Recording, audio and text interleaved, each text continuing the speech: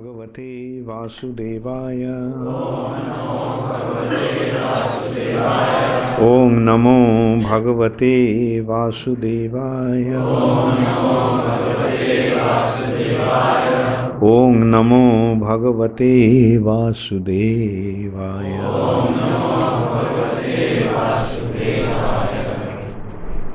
Narayanang Namaskritya Naran Chaiva Narottamam Deving Saraswating Vyasam Tato Jaya Mudiraya Nashtaprayeshu Abhadreshu Nittang Bhagavata Sevaya Bhagavati Uttama Shloke Bhaktir Bhavati Naistiki.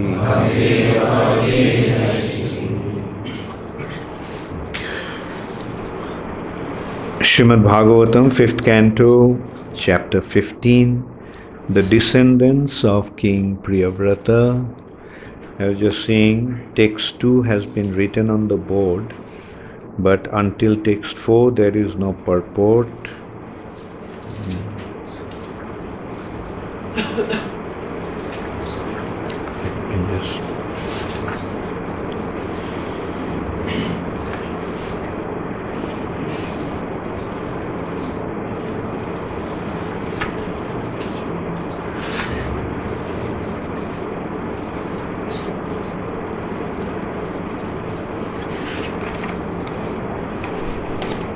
Okay, we'll read throughout. I'll read through the verse 2 also. It is in a prose form. So I'll just read through all these verses up to 4th and then read the purport. Who wrote that verse? Acha. Okay, so go to the 4th verse. Okay, we can go one after another, right? Tasmad Briddha Senayang Devatajin Namo Putra Abhavat. From Sumati, a son named Devatajit was born by the womb of his wife named Briddhasena.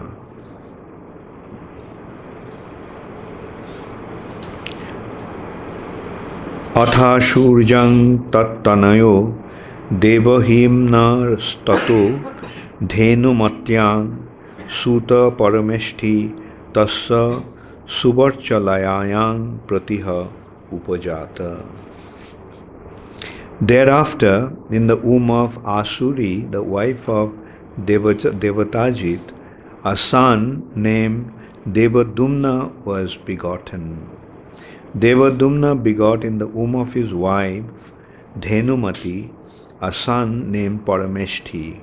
Parameshti begot a son named Pratiha in the womb of his wife Subarchala. Okay, now we are coming to text 4. Ja Atma Viddam Akkhaya Swayam Sangshuddha Mahapurusham Anusmara.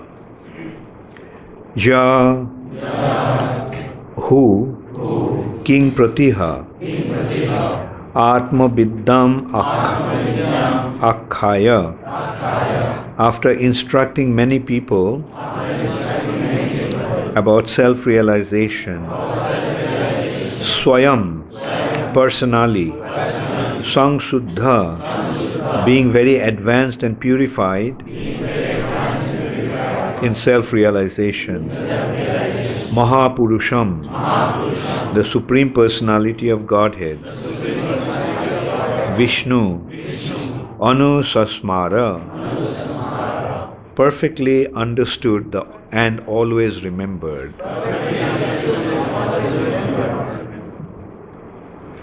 Translation by His Divine Grace, Srila Prabhupada. King Pratiha personally propagated the principle of self-realization.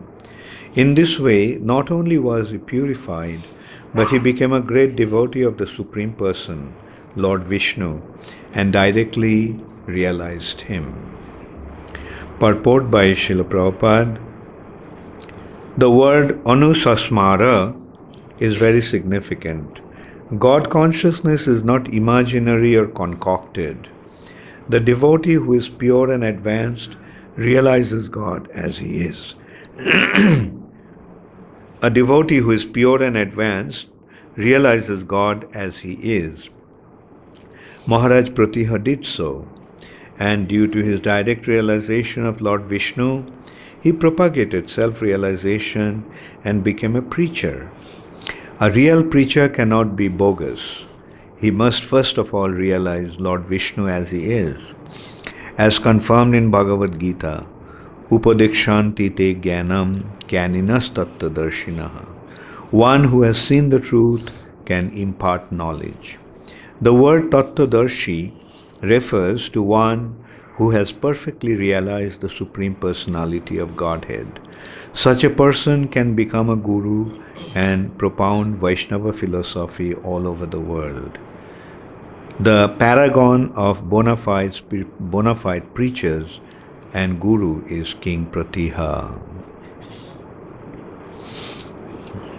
Om Ajnanatimirandhasya Jnananjana Shalakaya Chakshurunmilitang Jena Tasmai Shri Gurave Namaha. Namo Vishnupadaya Krishna Pristhaya Bhutale Srimate Bhaktivedanta Swami Niti Namine Namaste Saraswati Deve Gauravani Pracharini Nirvishesha Shunnavadi Paschata Dishatarine Bancha Kalpatarubhascha Kripa Sindhubhaivacha Patitanang Pavanebhyo Vaishnavebhyo Namo Namah. Shri Krishna Chaitanya Prabhu Nityananda Shri Advaita Gadadhar Shivasadi Gaura Bhakta Vrinda. Hare Krishna Krishna Krishna Hare Hare Hare Rama Rama Rama Hare Hare.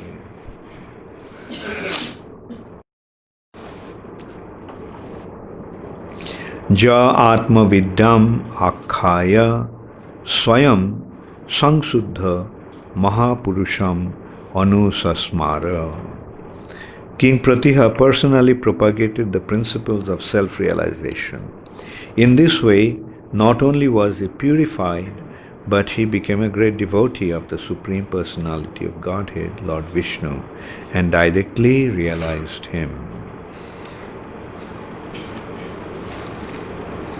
So Prabhupada is emphasizing the word anusasmara.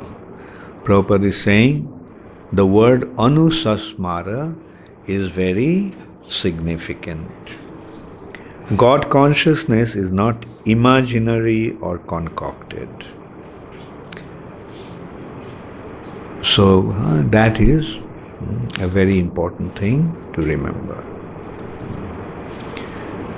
That anusasmara, one must become God conscious.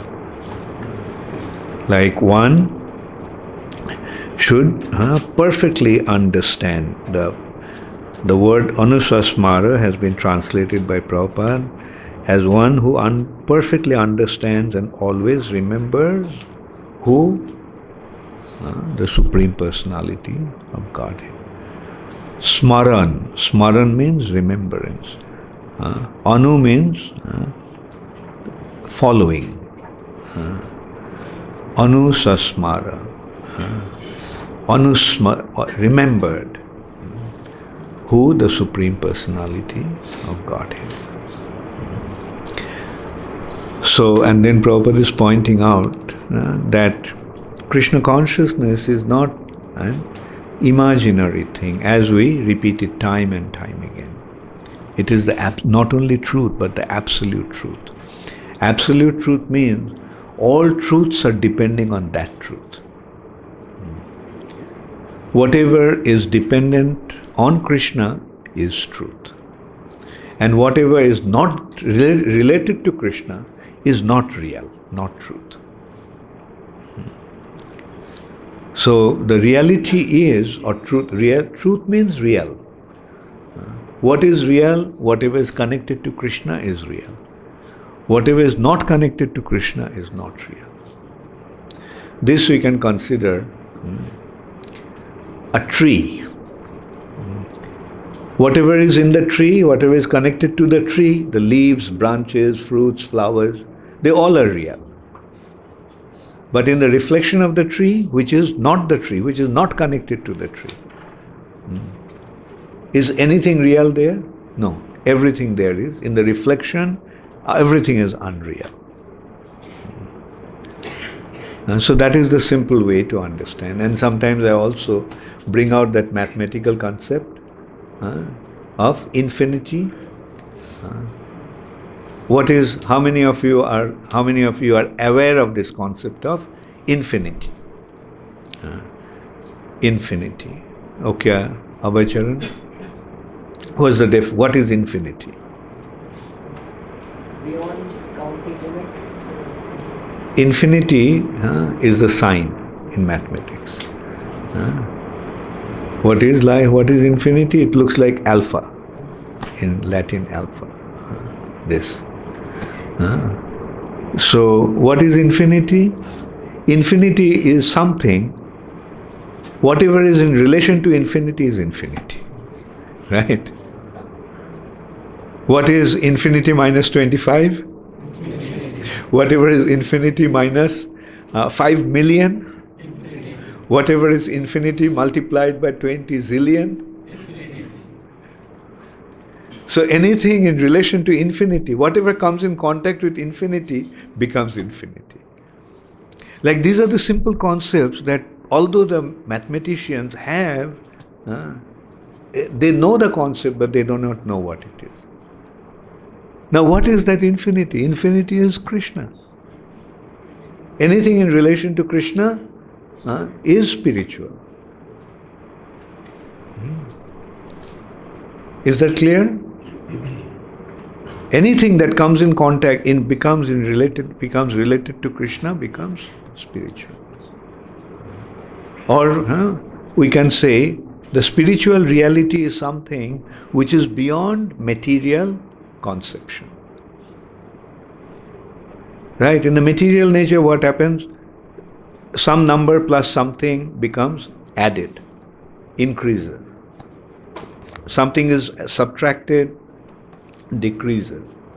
Something is multiplied, increases by that number. Something divided, decreases by that number. But infinity is beyond that concept. These mathematical rules do not apply there. So spiritual reality is something where material rules do not apply.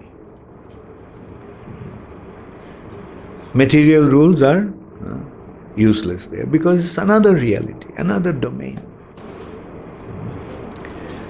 So, so that is another thing that we also considered. Yesterday only I was speaking about that. Like what do we find? Here we are seeing descendants of King Priyavrata. This chapter is describing all the descendants of Priyavrata. Priyavrata's son, the previous verse was, Priyavrata's son was Sumati. Then Sumati, what was the specialty about Sumati's character? What was so striking about Sumati's character, outstanding about Sumati's character? That Sumati became like his grandfather. Who is his grandfather? Rishabdev.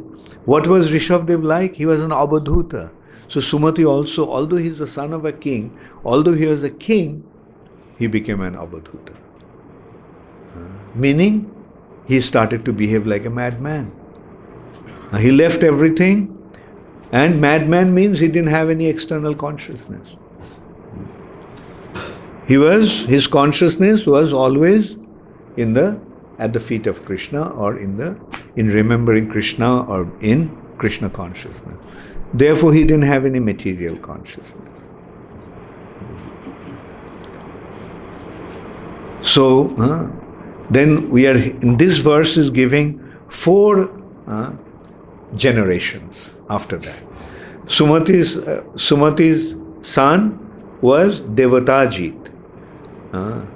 Devatajit's son was Devadumna. And Devadumna's son was Parameshthi. And Parameshti's son was Pratiha. And then Pratiha's son was, and now it's the description of Pratiha, and then there will be description of Pratiha's son. And not only the father's name is mentioned, even the mother's name is mentioned. Now, where can we get such description? In history. We know who was Aurangzeb? Who was Aurangzeb's father? Shah Jahan. Who was Shah Jahan's father? Humayun. Who was Humayun's father? Akbar. Who was Akbar's father? Babur. At least up to that much we all know. But when you read some fiction, say Superman. How many of you know Superman? And do you know who is Superman's father? I think it gives there. He comes from another planet. His father and mother was described, and he somehow landed on the Earth planet. And anyway, whatever it is. Okay, at the most we can get the name of Superman's father. Who is Batman's father? Who is Spider-Man's father? So like that, we may get at least the name of the father, but nothing beyond that. But here, what do we get? We are getting it all the way from Lord Brahma. Like for example, Lord Brahma's son was Swayambhuva Manu. Swayambhuva Manu's son, he had two sons, Priyavrata and Uttanapad. Then who was Priyavrata's son? The descriptions are coming here in this chapter. It's coming in this way to Dhruva Maharaj. Anyway, so we get the whole genealogy. So this is how we become convinced that these are real. Do we know who is Prabhupada's father? We know. And if we go, then you'll find Prabhupada's grandfather's name, Prabhupada's great-grandfather's name. Especially, the illustrious families have their genealogy in this way. And even in our family we find that.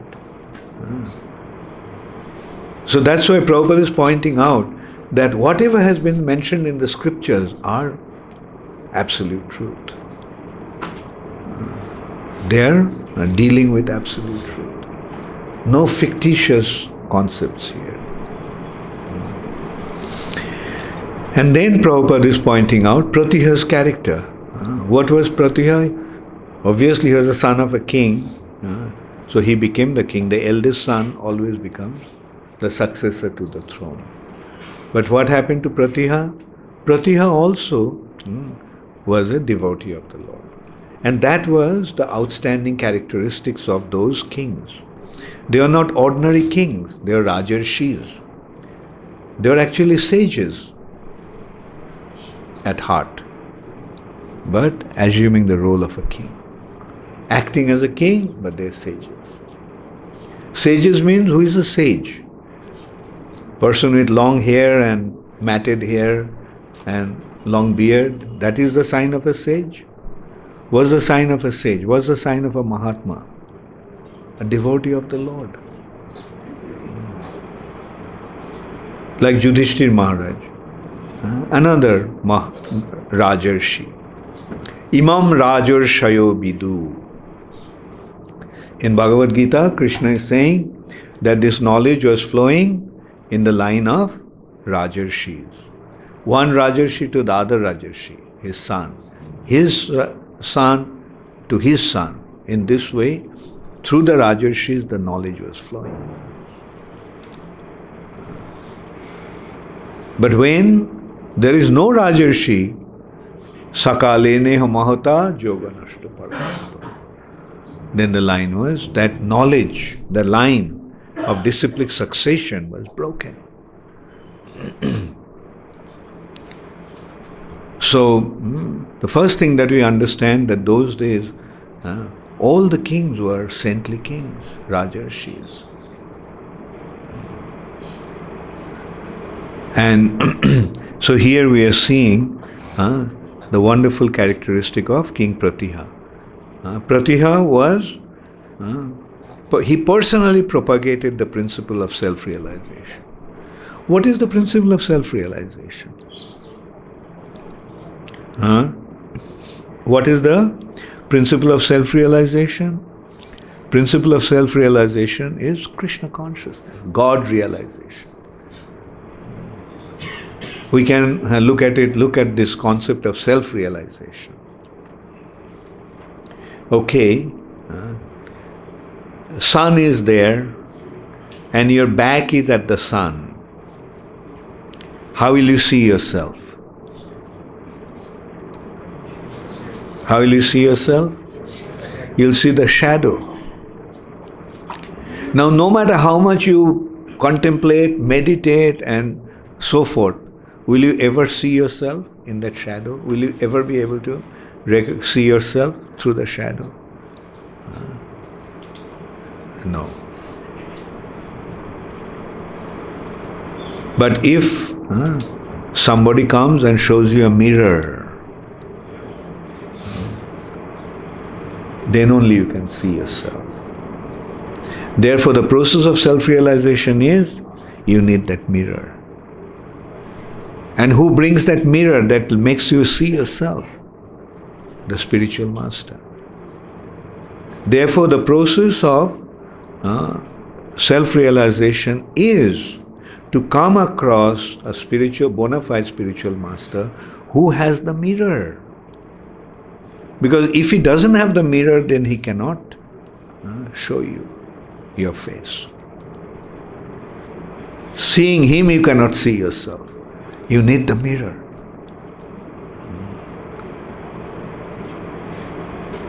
And in order to see that mirror, you need the light. So the mirror has to reflect the light of the sun. Okay, then what happens? Then do you contemplate on your shadow anymore? Then what happens? Then you recognize yourself.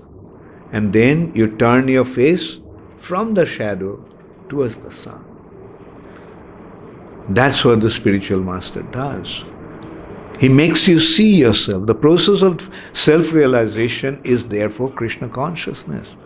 Besides Krishna consciousness, there is no way of realizing yourself. And I can tell you one thing, you can try it out. There are so many so-called Babas and Yogis and so forth. You come across their books. But when you read their books, now how do you feel? They don't know anything. They're speaking so eloquently. So many people are following them. But they do not know anything. They do not know anything because they are looking at their shadow. They don't even see their own face. What to speak of seeing, getting the light of the sun. The shadow means absence of the sun, isn't it? Shadow means the absence of the sun. Our material identity means absence of knowledge. Therefore, this material nature is considered to be agyan, avidya, ignorance. The real knowledge comes when we see our real self. And what is the real self? Is the shadow our real self? Similarly, is this body our real self? This body is the shadow.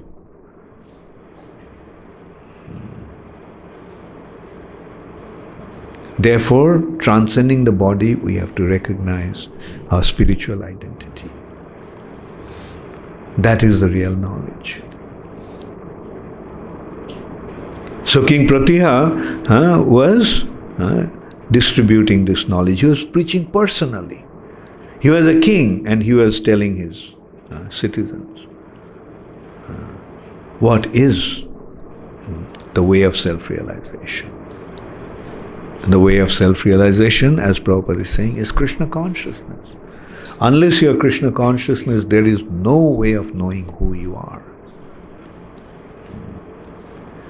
These so-called Brahmavadis, Mayavadis, they're uselessly wasting their time. What they're doing, they're increasing their suffering. Klesha adhikatarastesham abhyakta shukta cetasham. They're simply increasing their suffering.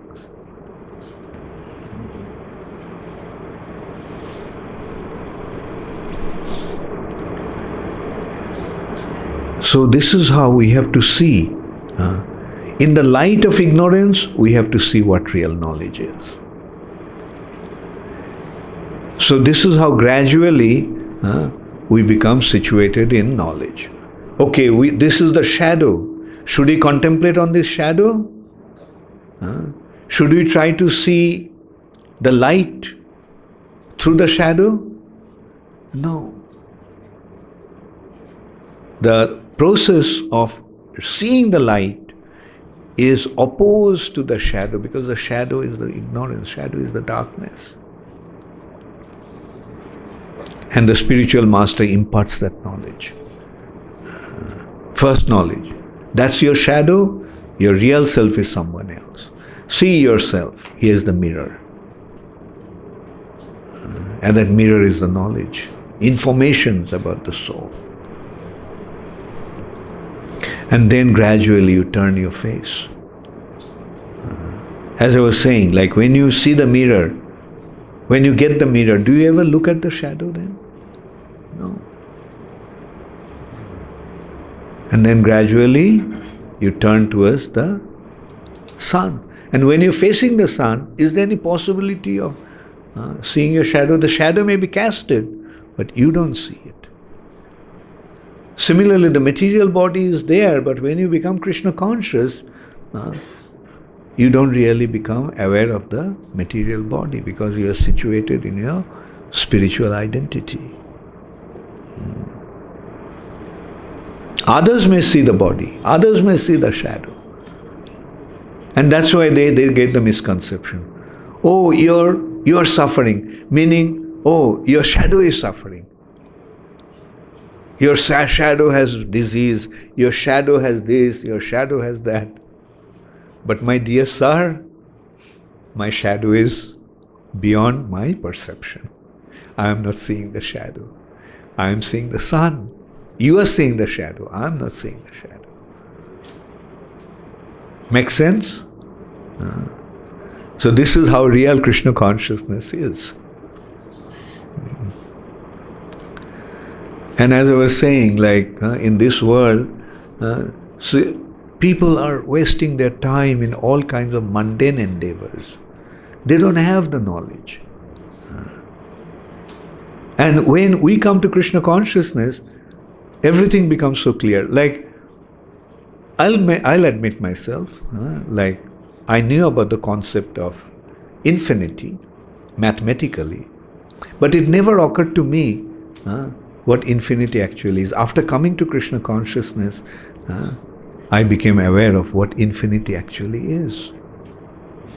But all these mathematicians, so-called big pandit,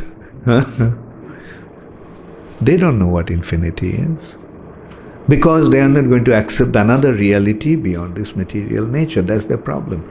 If they accepted that, then it would have become clear to them. And I think I have told to some of you, it's another interesting thing. I was in a flight, in one of the airports. I was just there waiting for the queue to open, to embark on the plane. Next to me was an European. I started to speak to him.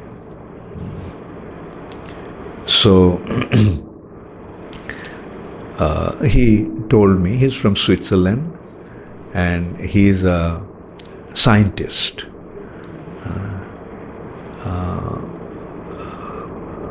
But anyway, one of the branches of chemistry,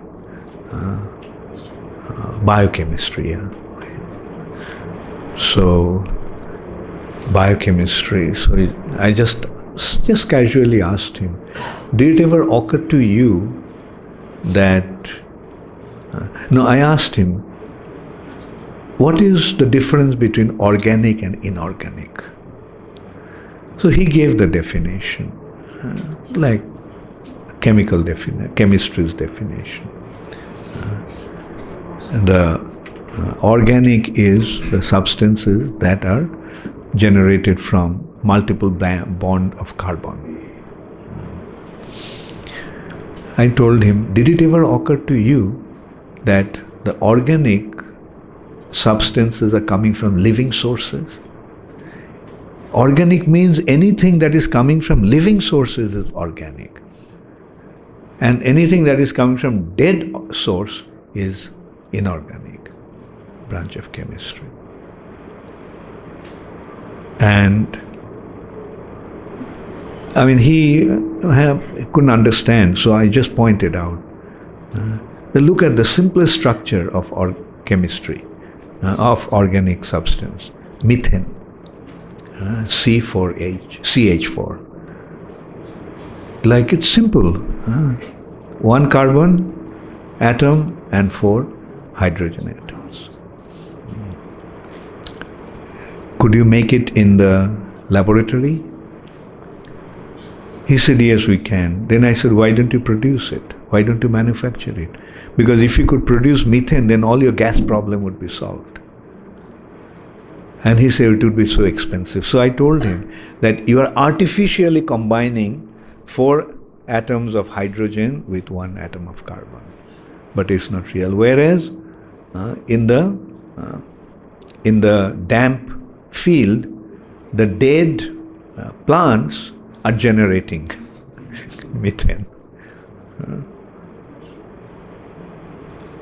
And then I told him, what about sugar? It's just 6 atoms of carbon and 6 molecules of water.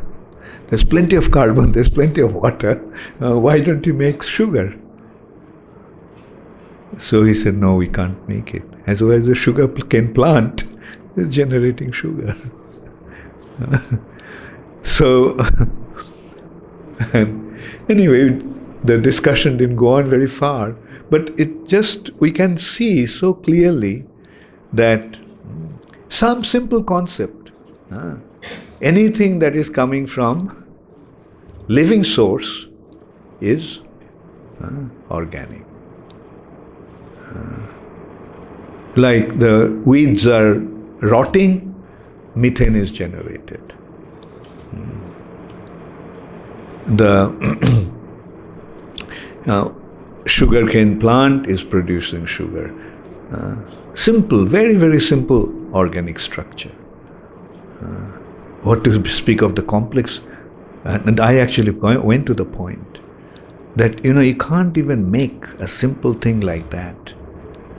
Like, did you ever consider the human body cell?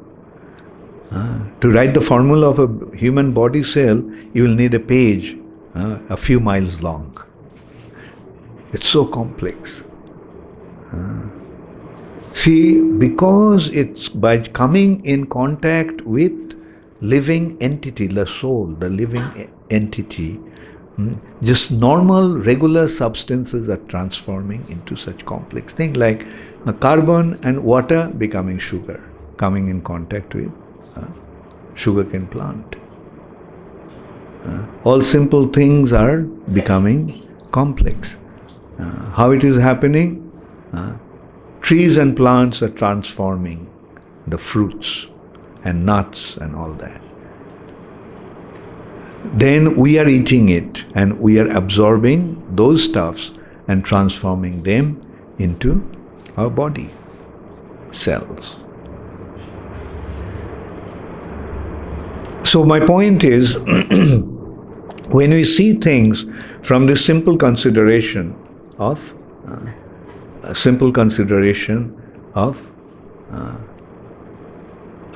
spiritual entity, spirit soul, living entity, spiritual reality, everything falls in place. Like in a jigsaw puzzle, you get the right thing and everything just falls in place. Therefore it is said, Jasmin Vigyate Sarvam Evam Vigyatam Bhavati. Knowing this, knowing which everything becomes known. That's what that is Krishna. That is Krishna consciousness. That is, you understand the spiritual reality and everything becomes known of this material nature. So, anyway, so in those days we can see even the kings used to impart the knowledge. The kings used to have the knowledge and they used to give the knowledge. Unfortunately, today's leaders do not have the knowledge, that's why they cannot impart the knowledge. And that's why they are misdirected themselves and they are misdirecting others.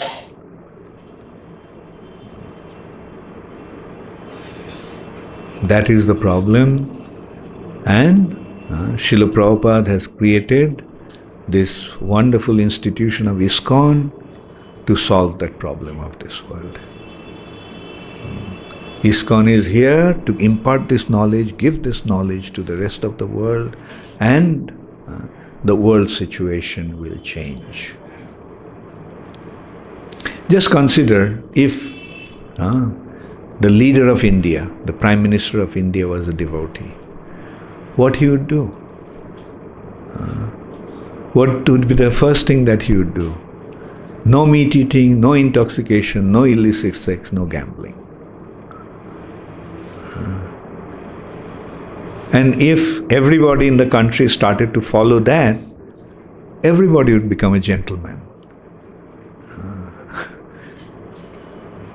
And then he would say that chant the holy name, spread the glory of the Lord. So all the schools and colleges would be teaching them about Krishna. About all the schools and colleges would teach them the difference between the body and the soul. And in this way the knowledge would spread. Then everybody would know, everybody would know that Krishna is watching. The demigods are watching. So then could anybody do anything wrong? And if somebody did anything wrong, the king would punish him. You are breaking the regulative principles, go to prison. Or get out of the human society, live in the forest. You want to eat meat? Okay, fine, go live in the forest. Hunt the animals and you can eat as much as you want. But not in the civilized world. So this is how he would structure the society. And then what will happen? Krishna's mercy will flow. Then this country would become the most opulent country in the world. This country would become the most powerful country in the world.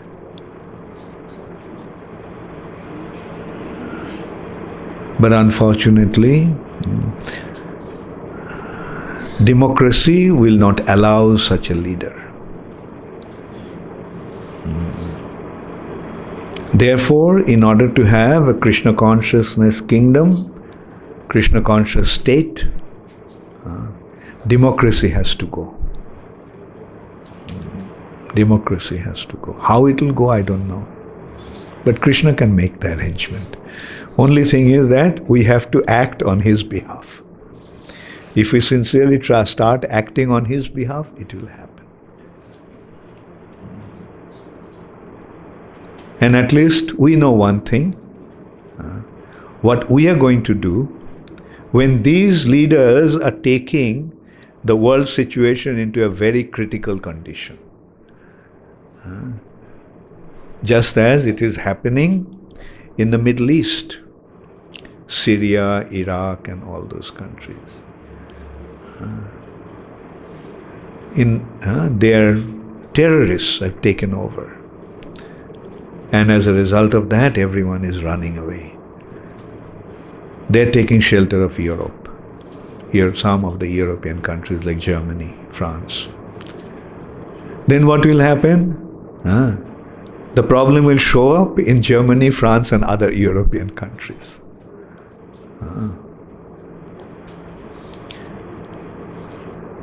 And then it will spread all over the world, and India will not be spared. India will also go through that crisis.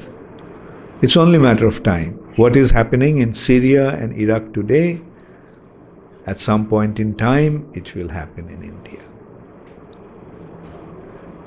So in Syria, we see people are running away from their country and taking asylum, shelter in Germany.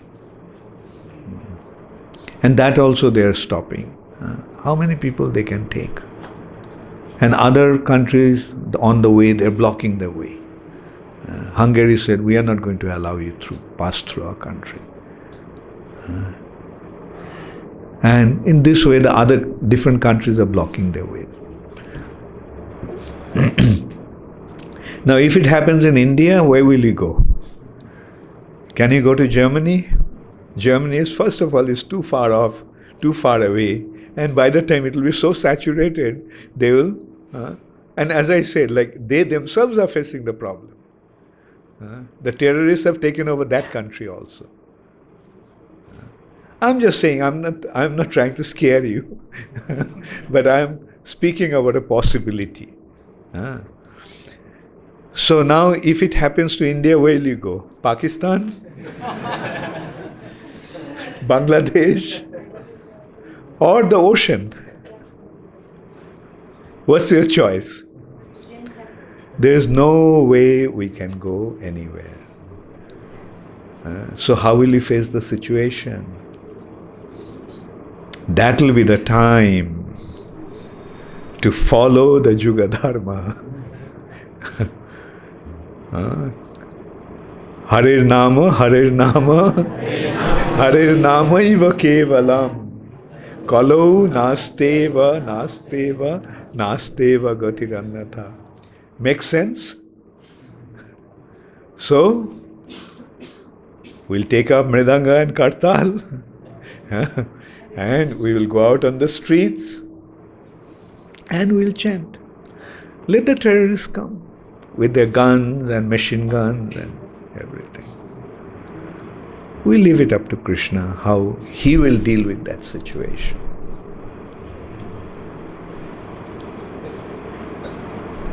And then so many things can happen. One very amazing thing can happen at the time is they will drop their machine guns and cannons and everything, and they'll also start chanting Hare Krishna, Hare Krishna, Krishna Krishna, Hare Hare, Hare Rama, Hare Rama, Rama Rama, Hare Hare.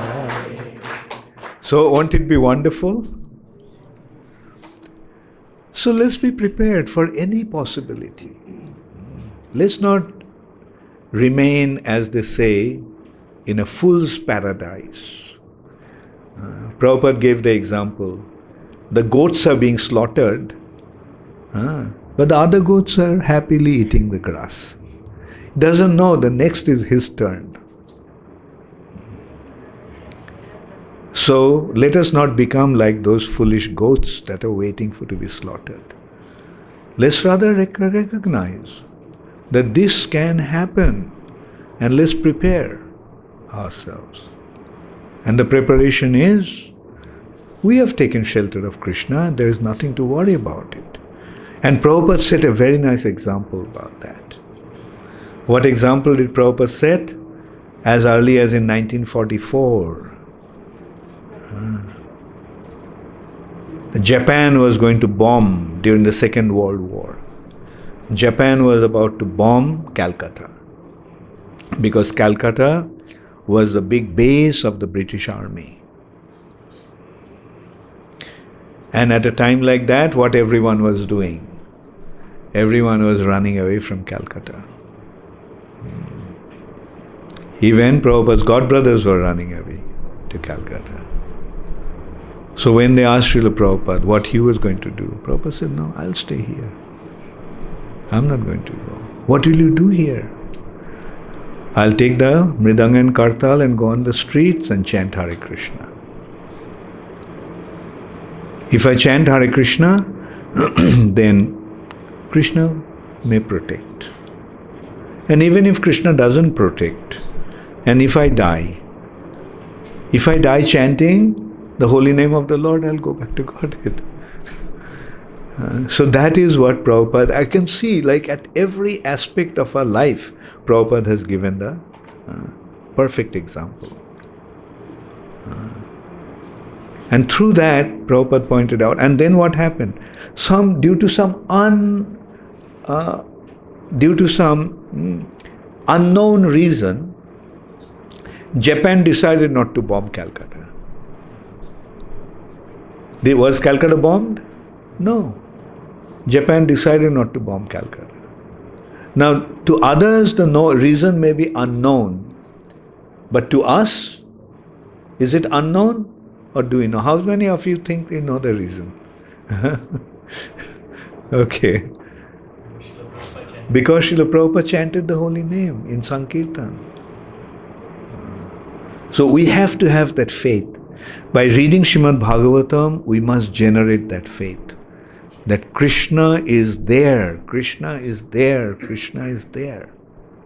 If we take shelter of Krishna, Krishna will take care of us. There is nothing to worry about. Just like Prahlad Maharaj, he may protect Prahlad Maharaj by killing Hiranyakashipu. He may, or he may not. So what? If we die chanting the holy name, where will he go?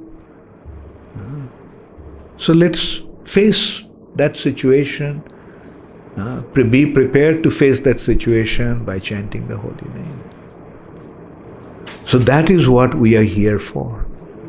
Krishna consciousness is a real process that is teaching us how to face the most difficult situation. And what is the way to face the most difficult situation other than taking shelter of Krishna's lotus feet?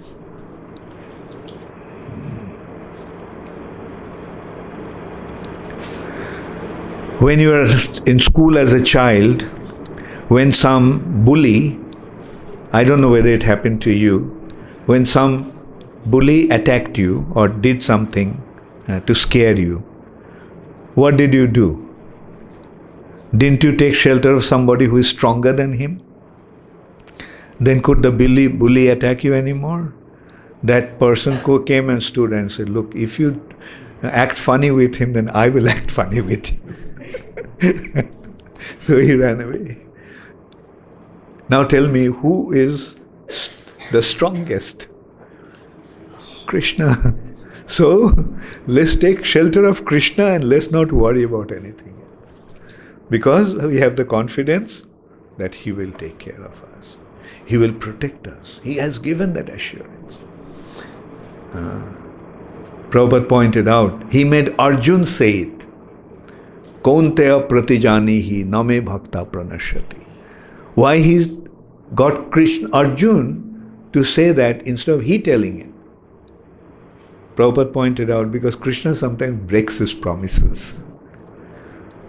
But Krishna never allows his devotee to break his promise. That's why Krishna made Arjun to say it. So Krishna has given us that assurance. Name bhakta pranashyati. My devotee will never vanquish.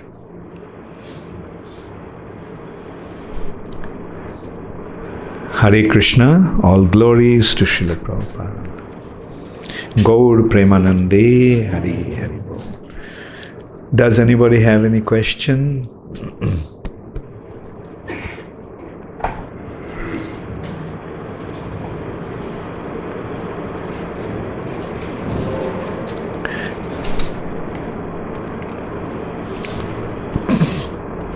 Where is Premavatar?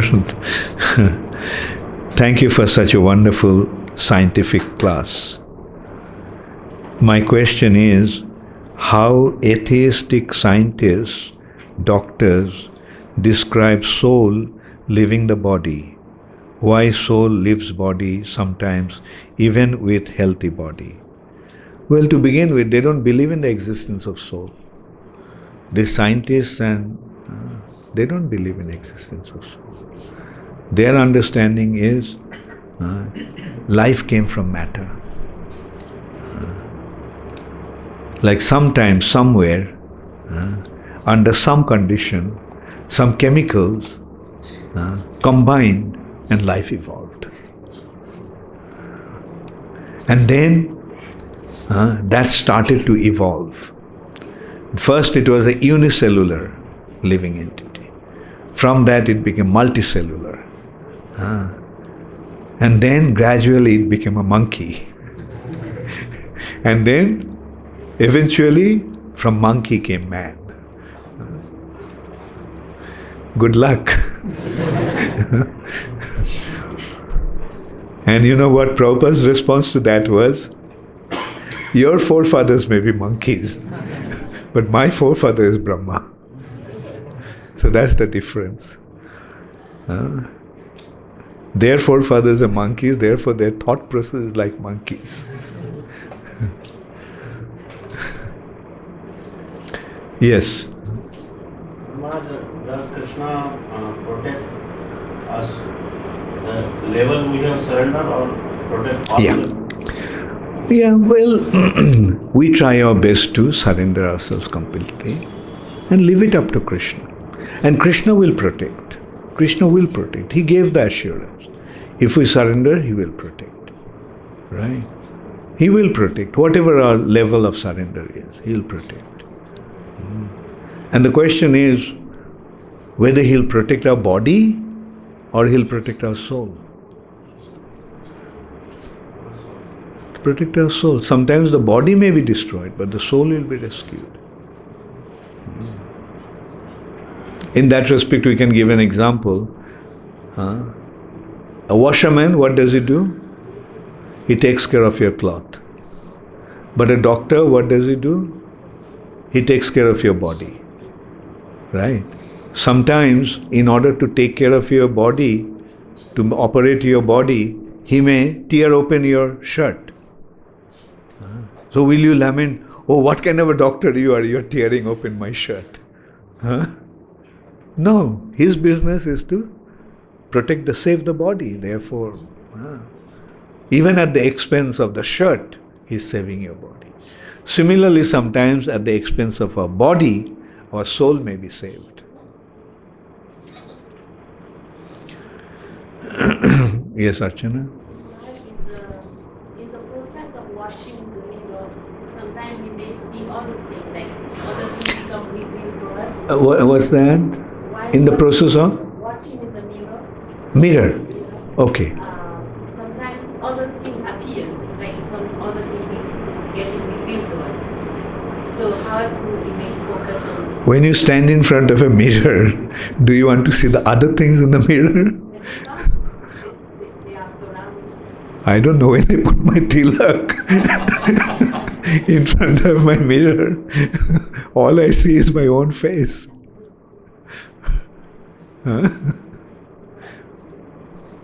And to see other things, you don't need a mirror. You can turn your face and look at it. You don't need a mirror. But to see yourself, you need a mirror. Without that, there is no way. Right? Okay.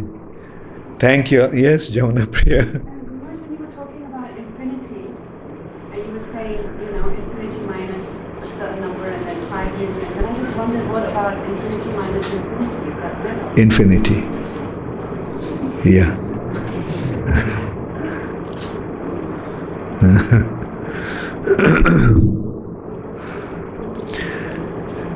Hare Krishna, Gaur Premanande, Hare Hare Bol.